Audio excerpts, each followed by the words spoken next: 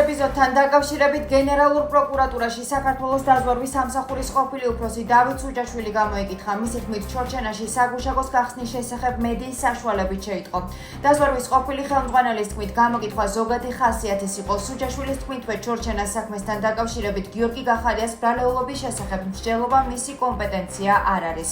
მანამდე პროკურატურამ ჩორჩენას ეპიზოდთან დაკავშირებით თავდაცვის ყოფილი მინისტრი ლევან იზორია და თავდაცვის ძალების ყოფილი მეთაური ვლადიმერ ჩაჩებაია გამოკითხა. პარტია გახარია საქართველოსთვის ლიდერის გიორგი ჭანტურიას განცხადებით ხელისუფლება ჩორჩენას საქმეს გიორგი გახარიას პოლიტიკური დევნისთვის იყენებს. პარტიაში ფიქრობენ, რომ ყოფილი პრემიერის წინააღმდეგ საქმეები კიდევ აღიძრება, რადგან ხელისუფლების მიზანი გიორგი გახარიას პოლიტიკური განეიტრალება. პარალელურად ქართულ ოცნებაში აცხადებენ, რომ გახარიას ჩორჩენას საქმეზე პოლიტიკური პასუხისმგებლობა ეკისრება, რომელსაც გაურბის. პასუხისმგებლობა დანაშაულებელი ბრალი ეს არის არა ჩემი კომპეტენცია. რაც მე მაქვს ინფორმაცია, ესე იგი მოსახლეობაა ჩავარდა საკმაოდ რთულ ვითარებაში, იქ საგუშაგოები, დამატებით საგუშაგოები გახსნეს რუსეთის ფედერაციამ გახსნა დამატებით საგუშაგოები და სამეთვალყურეო საშუალებები დაამონტაჟა. ეს არის ჩემთვის ძალიან დიდი პრობლემა. სამწუხაროდ ღია წყაროებიდან გავიგე ეს ინფორმაცია. კარგი იქნებოდა, რომ მანამდე მცოდნე დაზვერვის სამსახური ისე როგორც სხვა სპეციფიკური სამსახურები მუშაობენ თავის ჩარჩოებში. დაზვერვის სამსახური საიდაზვერო ინფორმაციას მოეროებს საზღვრებს მიუნა. დაზვერვის სამსახური აქტიურად ჩართული არის არაღიარების პოლიტიკის მიმართულებით.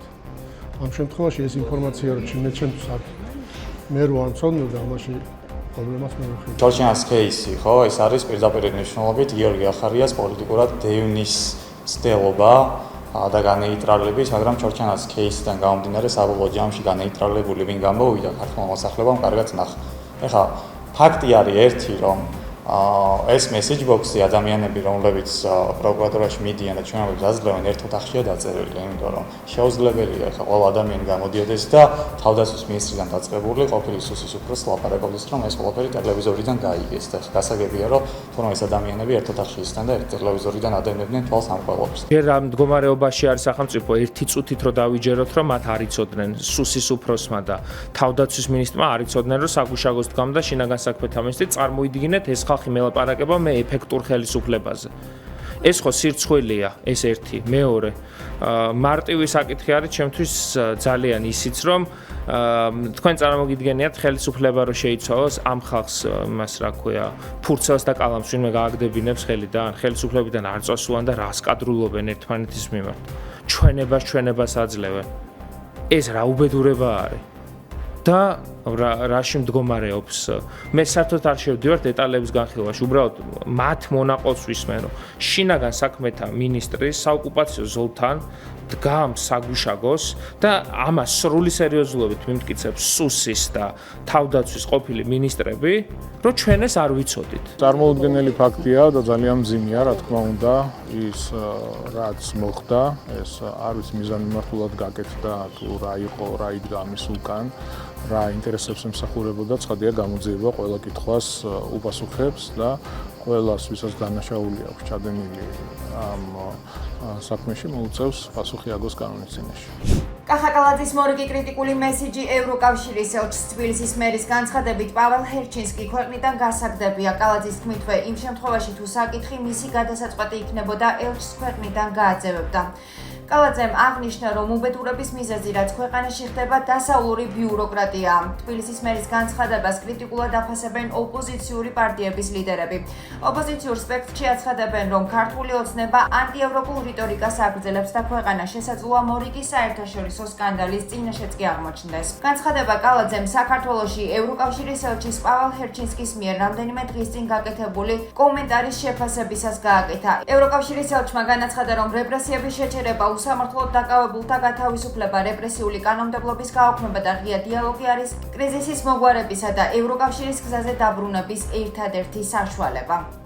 ჩემზე რო იყოს დამოკიდებული, რა თქმა უნდა, გავაძევდი. და პატივი უნდა სცენ პირველ რიგში ქართულ სახელმწიფოებრიობას და ევროკავშირის ეს და ნებისმიერი ქვეყნის ელს არანაირი უფლება არ აქვს ჩაერიოს ქვეყნის შიდა პოლიტიკურ პროცესებში და ხელი შეუწყოს თუნდაც საზოგადოების დაპირისპირებას, პოლარიზაციას.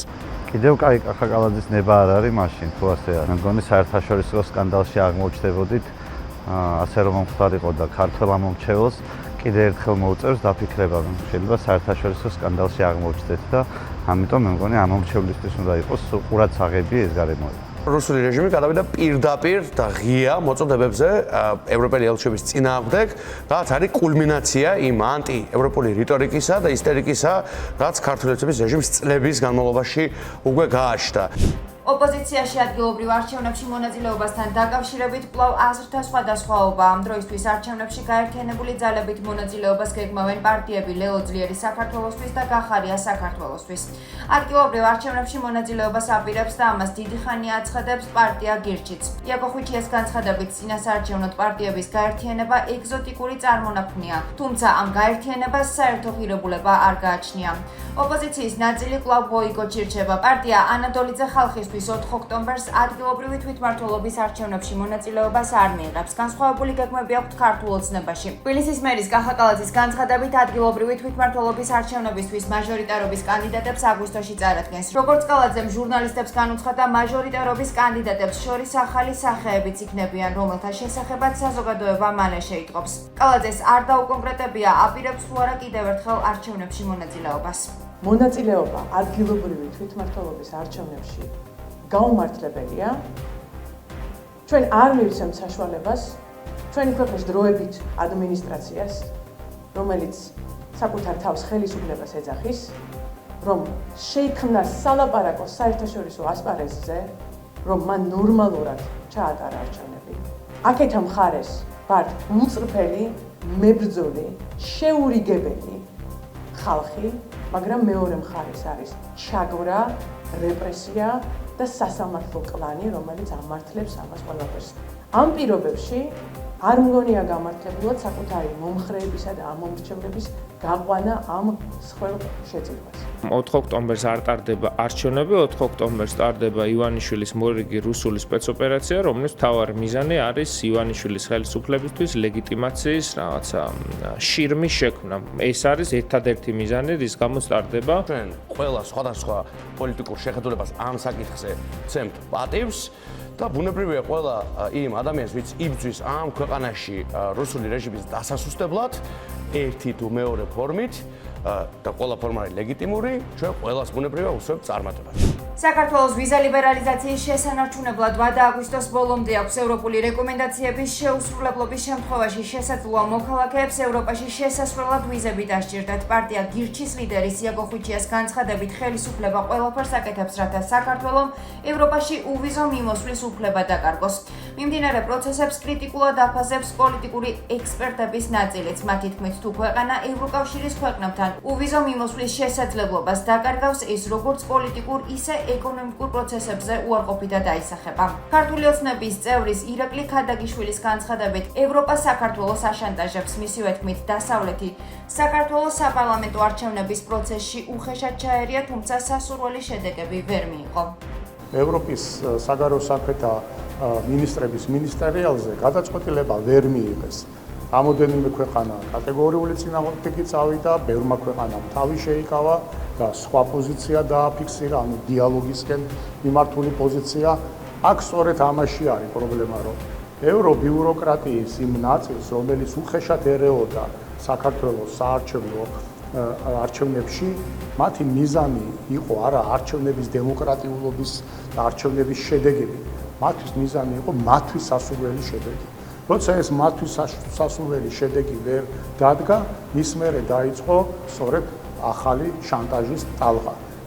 ვიზა ლიბერალიზაციისთვის ქართული ოცნება ყოველდღიურად უფრო და უფრო ცუდად იქცევა და შესაბამისად მათი ეს გამოხდომაც ჩდება იმ ფარგლებში, რაც მათ აღებული აქვს ევროპასთან და ვიზა ლიბერალიზაციასთან მიმართებაში.